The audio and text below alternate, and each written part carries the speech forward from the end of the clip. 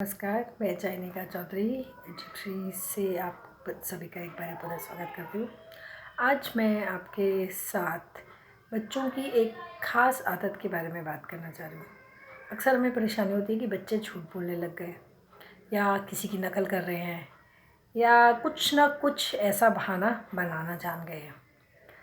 लेकिन हम ये भूल जाते हैं कि वो कहाँ से ये सब चीज़ें सीखते हैं, जाने अनजाने इसके पीछे भी हम हैं।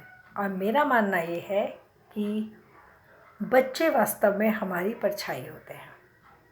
हमारा ही प्रतिबिंब देखने को अगर सोचें तो हमें हमारे बच्चों में हमारा प्रतिबिंब दिखाई देता है।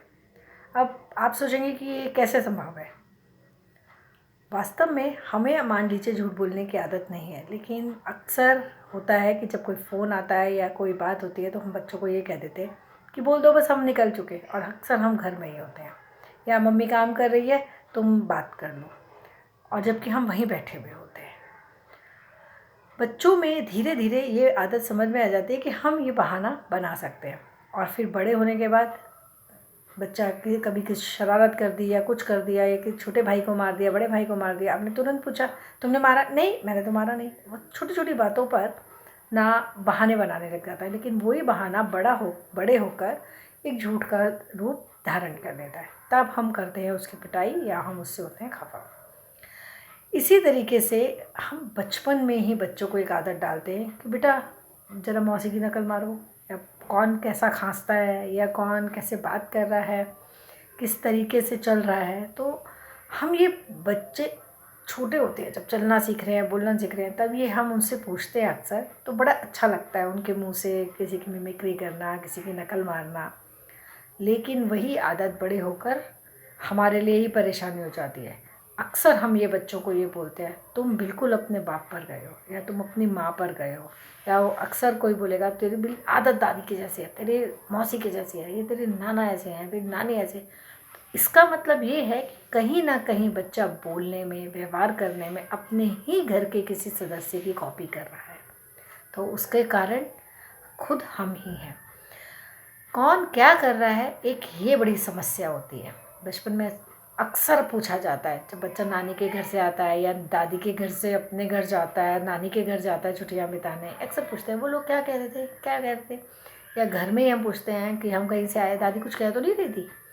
तो जाने अनजाने हम ये भूल जाते हैं कि हम जो ये चीज़ें पूछ रहे हैं, हम तो ये कॉमनली पूछ रहे हैं, लेकिन कल ये बच्चों में एक बुरी आदत बन जाती है।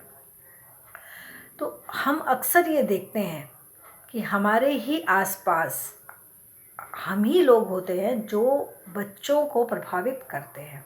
बच्चा स्कूल में 8 घंटे रहता है, बच्चा हमारे पास ज़्यादा रहता है, हमारी बातें सुनता है, हमारे व्यवहार को देखता है। अक्सर आप फ़ोन आया हस्बैंड का तो वाइफ ने उठाया तो अरे बोल दे मैं निकल चुका हूँ, अभी थोड़ी देर में पहुँच जाऊँगा। और जबकि वो घर में ही होते हैं, 5 मिनट में पहुँच रहे हैं बस पार्टी में, और आप घर में ही होते हो और बता रहे होते हो कि आप उनके घर के पास हो। तो ये जो बच्चों को एक समझ में आ जाती है कि मुझे इस तरीके से बहाना मारना है, झूठ बोलना है। कल जब वो घर से साइकिल लेकर बाहर निकलता है या खेलने बाहर निकलता है तो आप पूछते हैं इधर खेल रहे थे, वो उधर खेल रहा होता है घर से 500 मीटर दूर। तो ये एक परेशानी हमारी खुद की बनाई हुई है। ये अजीब ज़रूर लगेगा, लेकिन ये सत्य है कि आपको अपने बच्चों की भाषा में सुधार के लिए, व्यवहार में सुधार के लिए, हमें उनके साथ लगभग उनके 10-12 साल तक होने के में फॉर्मल व्यवहार भी करना पड़ेगा। हमें शुरू में उन बच्चों के साथ लगभग ऐसा व्यवहार करना होगा कि जैसे हम किसी बाहर के आदमी से बात करें। आप उन्हें आप करके बोलिए, आप उन्हें जी करके बोलिए।